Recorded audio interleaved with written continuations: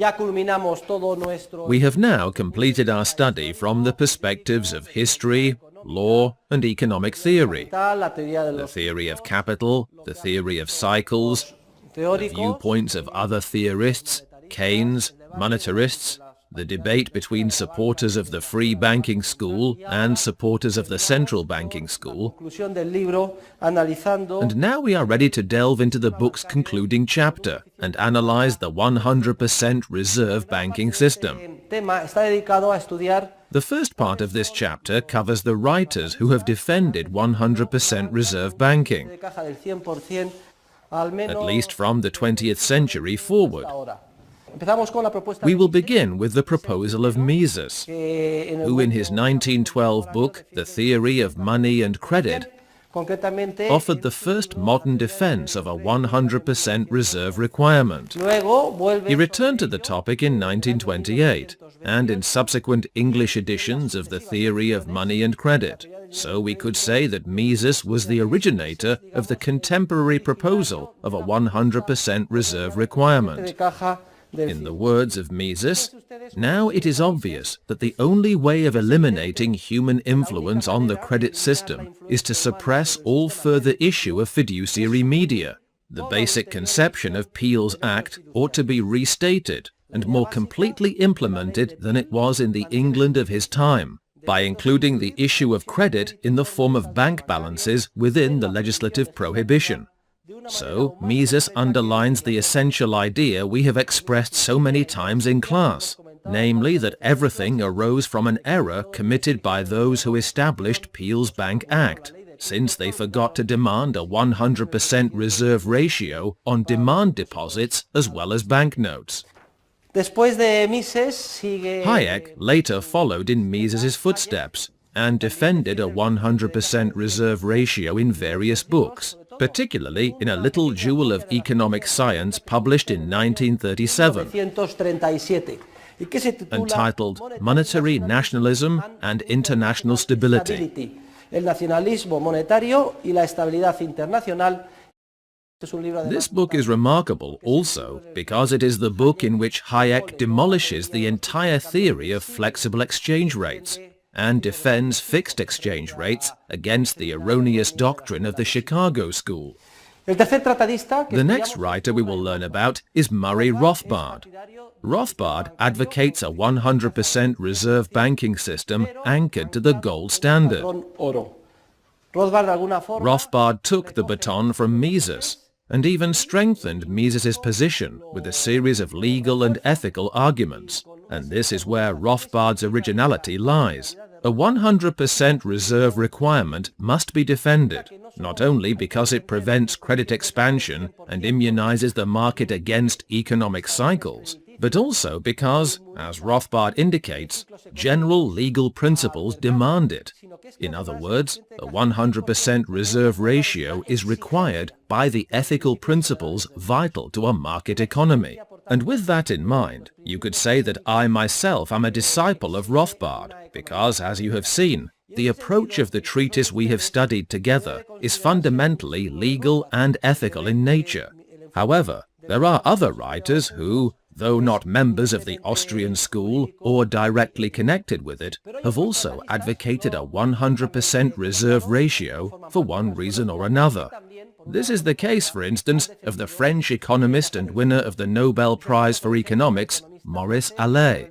He defends a 100% reserve ratio for the economic reasons we have covered in my treatise, but he holds the theory that the monetary base, instead of gold, should consist of paper banknotes issued by a public authority at a pre-established growth rate of 2% per year. And this proposal is very similar to the one supported by those in the old Chicago School tradition, which the book deals with beginning on page 731. A number of theorists, starting with Henry Simons, Lloyd Mintz, Aaron Director, Frank Knight, Henry Schultz, Paul Douglas, Albert Hart, and Irving Fisher, and ending with Milton Friedman, defended a 100% reserve requirement at one time or another. But be careful. They defended it for the wrong reasons. They defended it to make monetary policy easier and more predictable, but in no case did they intend to eliminate the role of the state with respect to its intervention in the system to provide it with liquidity. In other words, just as in the proposal of Maurice Allais, the monetary base would be the responsibility of a central bank or an authority, which would take care of injecting it at a pre-established and relatively stable rate.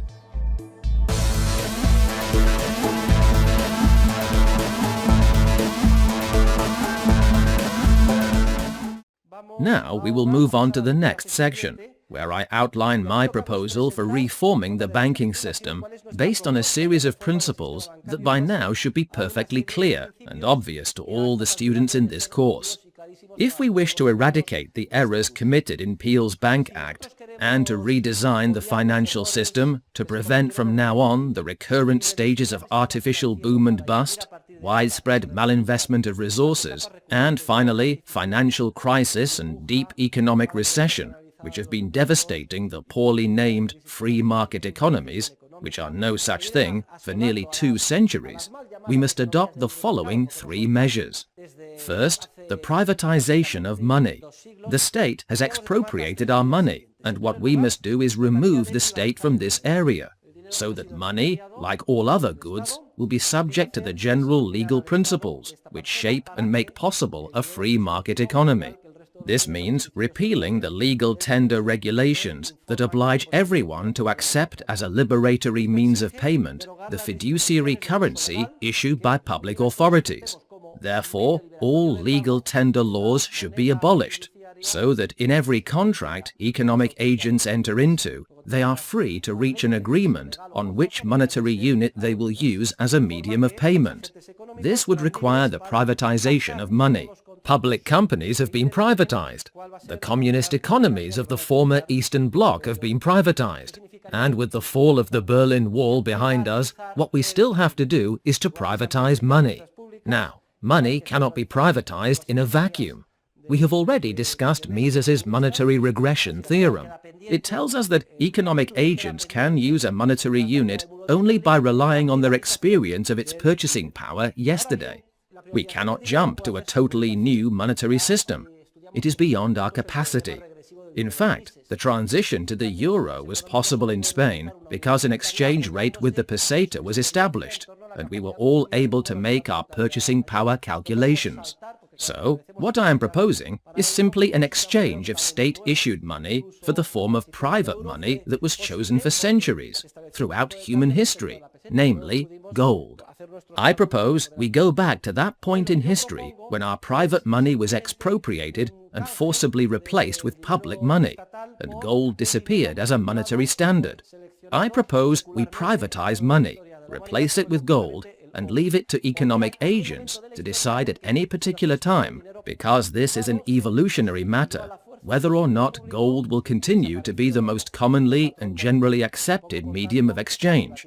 So we should privatize money in its current form, replace it with its metallic equivalent in gold, and allow the market to resume its free development from the time of the transition, and either confirm gold as the generally accepted form of money, or permit the spontaneous and gradual entrance of other monetary standards.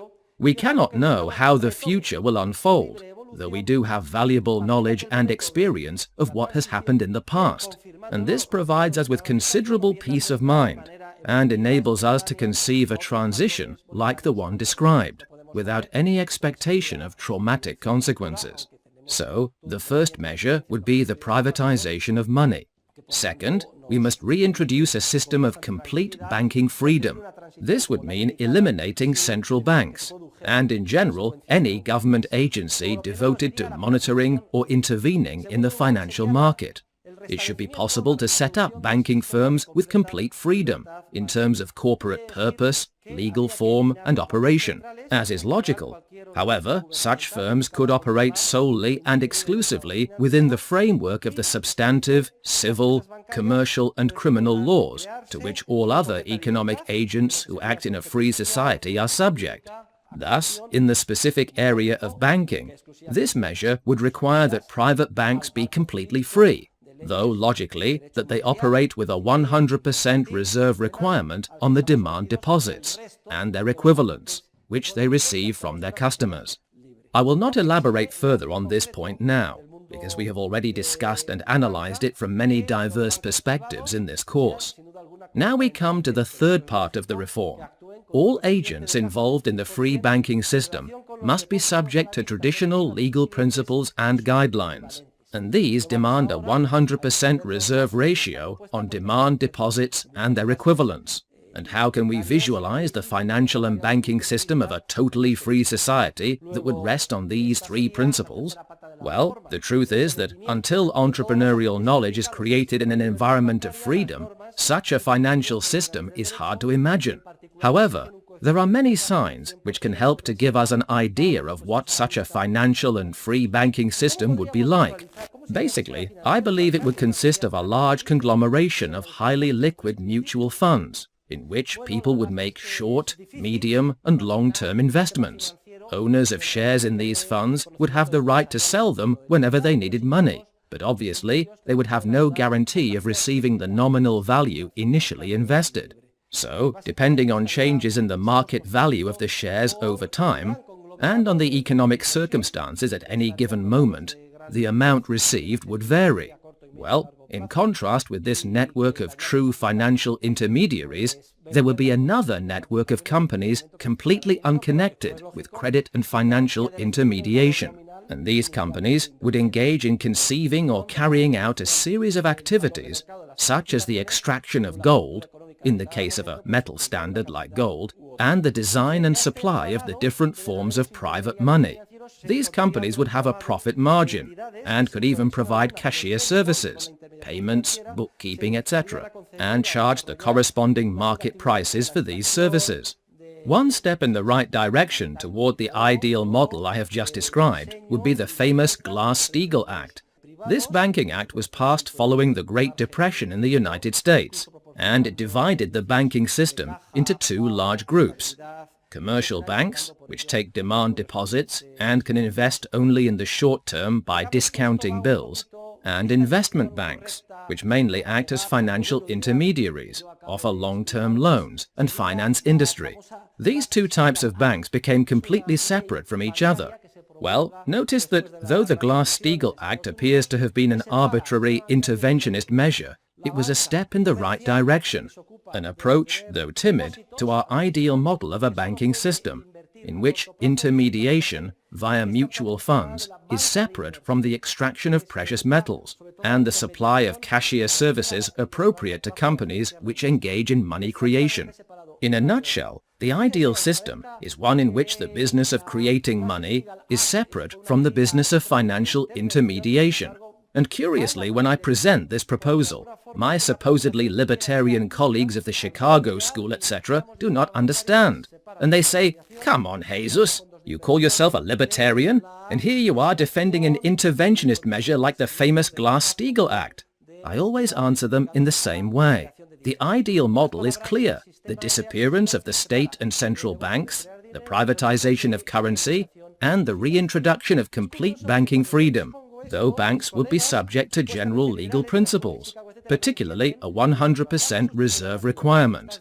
Until this ideal is achieved, and as long as there is a state, a central bank, and intervention, let us find a way to make its policy as harmless as possible. And clearly there must be regulation, so let us seek to make it as consistent with the free market as possible. Likewise, it would be absurd to say that everyone should do whatever he pleases in the streets.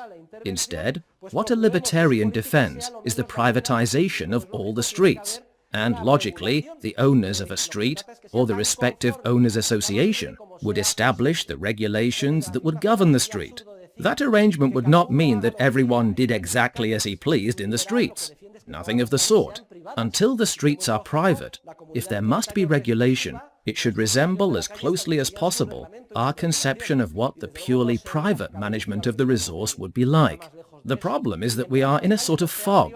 We do not know exactly how resources would be entrepreneurially managed if they were private. But that is a far cry from saying that we are in a state of total ignorance.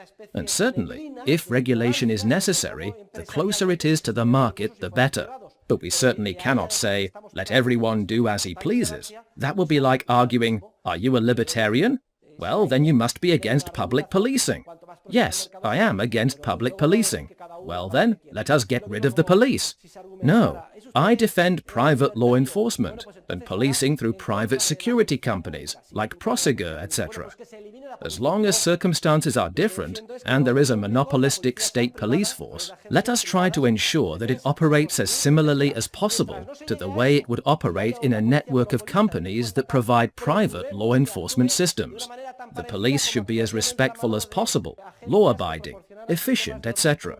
And if there must be regulation, it should be in accordance with that. I think that now you will all understand how this can easily be extrapolated to the financial sphere. As long as we have a central bank and a fractional reserve banking system, etc., clearly a law like the Glass-Steagall Act is regulation more in line with the free market and what it would establish if there were no central bank, currency were completely private, and economic agents adhered to a 100% reserve requirement. A law like the Glass-Steagall Act would separate commercial banking from investment banking and prevent something that has occurred in recent crises, that whenever credit expansion, which is generated by commercial banks and ultimately exerts a dramatic effect in the form of loans, since commercial banking is connected to investment banking. Whenever credit expansion leads entrepreneurs to commit investment errors on a massive scale, and the market uncovers those errors and begins to rectify them, the whole banking system is hit by a crisis, and the entire monetary system threatens to disappear, in part because these two types of banking business are not currently separate. We are now ready to consider the third and next to last section on our current topic. This section contains an analysis of the advantages of the proposed system. It should be quite easy for all of us to understand that if the financial system were redesigned based on the three principles we have discussed, the following advantages would come into play. First, the proposed system prevents bank crises. Obviously, a system of private banks that operate with a 100% reserve ratio is immunized against bank crises. If people suddenly go to withdraw all their money deposited in the bank, there is no problem, since the money is there. As we have already seen, when the King of France attacked Holland, panic broke out, and people went en masse to the Bank of Amsterdam to withdraw their money. And because the Bank of Amsterdam maintained a 100% reserve ratio, the bank was able to return every last deposit, which enhanced its long-term prestige and solvency even further. Well, that is plain to see. However, the second advantage is even more considerable, namely that the proposed system prevents cyclical economic crises. Indeed, a banking system which rests on a 100% reserve ratio immunizes the market economy against economic crises. The phenomena of dual availability and the bank multiplier are no longer possible. Bankers can no longer lend out many times the amount deposited with them, and thus prompt entrepreneurs to hastily invest as if society's genuine prior saving had increased, when in fact it has not. Therefore, there can be no maladjustment, no systematic discoordination between investment and the behavior of economic agents with regard to consumption and saving. Only in a system with a 100% reserve requirement do financial intermediaries lend purely what economic agents have previously saved. Of course, as always, there will be entrepreneurial errors and companies that fail as a result. But we will avoid a situation in which all or most entrepreneurs are, to a greater or lesser extent, systematically deceived by artificially easy credit and prompted to undertake unviable investment projects in the medium and long term, thus transferring all kinds of economic resources, particularly labor, toward lines of production with a temporal, geographical, and praxeological distribution that does not correspond to consumers' true desires. And the market, which, as you know, is highly dynamically efficient and ends up uncovering these errors, reverses them in the form of an initial financial crisis and subsequent economic recession. With a 100% reserve requirement, saving and real investment would match up almost perfectly, and hence we would avoid the recurring malinvestment phenomena that ultimately trigger economic crises. Would all recessions and cycles be prevented? Well, practically all, since cycles would be conceivable only under very extreme circumstances. For instance, if suddenly, out of the blue, economic agents the world over decided to dramatically increase their time preference. Clearly, if, for whatever reason, we all decided to consume much more and save much less, we would leave up in the air many investment projects that require continuity and saving, and this would give rise to phenomena similar to those associated with a cycle. But these phenomena are imaginable only under very extreme conditions. For instance, a new world war that affected everyone, or even, who knows, a natural catastrophe, though natural catastrophes are limited geographically. Such disasters are followed by an outpouring of generosity, as we know. A natural disaster could cause economic strain and maladjustments. But today we live in a globalized world, and such events are geographically limited in scope. They are not at all likely to involve the entire planet. I suppose aliens could take over the world. In short, apart from these unlikely scenarios, all cycles would disappear in an economic system in which banks operated based on the three principles we have discussed. The third advantage of the proposed system is that it is the most in tune with property rights. I am not going to dwell on this. We have already covered it in detail. Property rights are essential to the healthy, sustainable functioning of a market economy. If the rules of property law are violated, a host of extremely damaging effects appear. In fact, the book is devoted precisely to an examination, within the specific sphere of banking, of the effects which have resulted from a privilege granted only to certain economic agents, bankers, who are thus allowed to operate without regard to the demands of property law concerning the deposit. In other words, they are allowed to operate with a fractional reserve ratio. The fourth advantage of the proposed model is that it promotes stable, sustainable economic growth, and thus drastically reduces market transaction costs, and specifically the strains of labor negotiations. Furthermore, it fosters economic development. Keep in mind that over the centuries, the worldwide stock of gold has grown by around 1 or 2% per year. It is very rigid. As I have mentioned before, all of the gold in the world would fit into 3 Olympic-sized swimming pools. So the stock of gold expands only very slowly, at a rate of 1 or 2% a year, and does not contract. With gold, monetary deflation is impossible. With a gold standard system and a 100% reserve requirement, if the economy grew by around 2 or 3% per year, since the money supply would grow by around 1 or 2%, we would be living in a society in which, to give us an idea, prices in general would tend to fall by around 1, 1.5 or 2% a year over time. Though it is true that I do not like to talk in this manner, because prices vary a great deal in relative terms.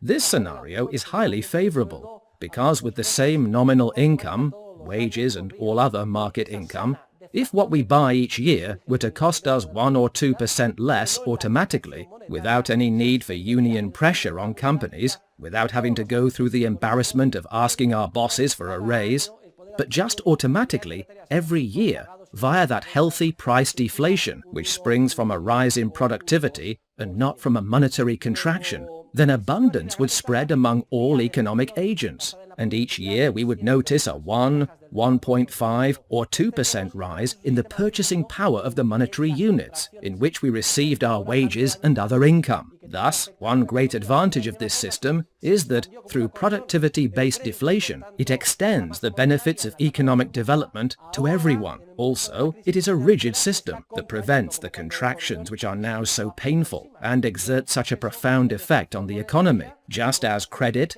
and hence the money supply, expanded like an accordion during the bubble stage. Now, in the financial crisis, they are contracting like an accordion, and there is a process of monetary deflation, a credit squeeze, or mancamento della credenza, as expressed by the chroniclers of the Florentine crises in the 14th and 16th centuries. Such a credit squeeze would not be conceivable in the proposed system. The fifth advantage is that this system would put an end to feverish financial speculation and its damaging effects. We have gotten used to living in manic-depressive economies, and the bubble stage of the cycle is very demoralizing to economic agents. In a bubble stage, it seems possible to become a millionaire without any effort, and that is devastating, especially to the young. Remember the old saying, Spain is the country where it is easiest to get rich quickly. Well, this approach does away with all the habits associated with disciplined work, effort and saving. It ignores the harsh reality and great cost of earning our bread honestly. In fact, during the bubble period, it seems that if we speculate,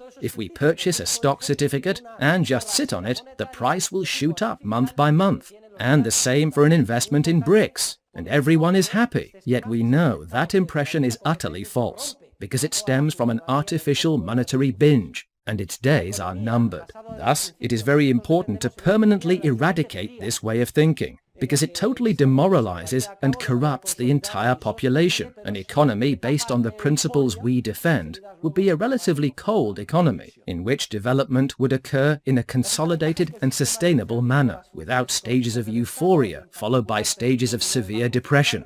The sixth advantage of the system is that it reduces the economic functions of the state to a minimum, and in particular permits the elimination of the central bank. Remember that the central bank has emerged historically as a lender of last resort, and that it has actually been demanded by private bankers themselves, who every X number of years realize they need someone to bail them out, and so they demand the creation of a central bank. Bank customers also request it, because they see their deposits are in danger, and they might wish to withdraw them and find them gone. Everyone cries out for a lender of last resort. As a result, it has also been necessary for the central bank to be able to inject the required liquidity in times of trouble. Since it could not do this with gold, the next step, once the error in Peel's Bank Act had been committed, was the elimination of the gold standard and its replacement by a purely fiduciary system, a paper currency. Otherwise, the central bank would not have been able to create the desired liquidity whenever necessary. Well, all of this logic would be irrelevant in a system based on a 100% reserve ratio. There would no longer be any need for a central bank, because there would be no financial crises, and hence we would be spared the central bank, this financial central planning agency, with its thousands of civil servants who seek to constantly fine-tune monetary policy. The results of their efforts are clear. Therefore, one of the great advantages of the proposed system is that it would enable us to eradicate state intervention, public agencies, and central banks. The seventh advantage of the proposed system is that it is the most democratic. One of the things that most corrupt democracy is the possibility of financing public spending via the inflation tax, without citizens deliberately voting on such spending. Inflation is like a drug that makes citizens oblivious, at least in the short and medium term, to the true cost of what the authorities are doing. With a pure gold standard and a 100% reserve requirement, the state could spend only what it had already collected in taxes. And with such a stable and solvent monetary system, citizens would take great care when it came to voting on spending projects. This is particularly significant in the areas of international relations and armed conflicts. This brings us to the eighth advantage, which is nothing to sneeze at. The proposed system fosters peace among nations. War and inflation have always gone hand in hand, and a great scholastic from the Spanish Golden Age, Father Juan de Mariana, studied this phenomenon in detail. In fact, even from an economic standpoint, wars are very popular, because when there is a war or an armed conflict, the state rushes to finance the costs of armament, with inflation through credit expansion, and this gives rise, at least initially and on the surface, to a false sense of enormous prosperity. Indeed, it has often been written that the United States got out of the Great Depression thanks to World War II. What a disgraceful notion. It is as if war were a God-given blessing that offered us a way out of any economic crisis or depression. And what about the dead? What about the destruction? The thing is that wars are financed by inflation, and that way citizens are kept from noticing their cost, especially at first. The main goal of any pacifist, and I am one, should be to redesign the financial system based on the proposed principles, because that would discourage any war adventurism that could be financed by inflation.